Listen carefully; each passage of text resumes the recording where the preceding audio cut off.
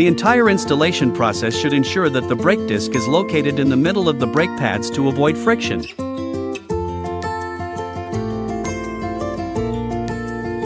Use a 5mm wrench to replace our brake.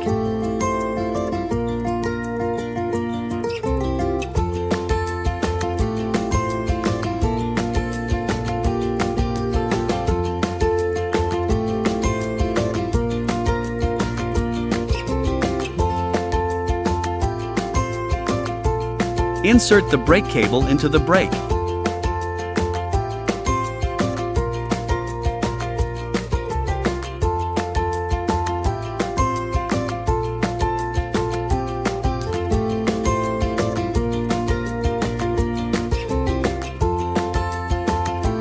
Tighten the brake cable firmly.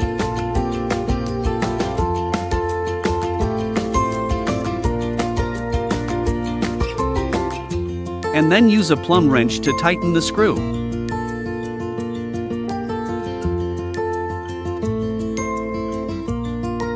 Finally, test the effect. If the brakes you install are not sensitive enough, at this point, you need to use pliers to further tighten the brake cable, or adjust screw B to make the brake cable tighter.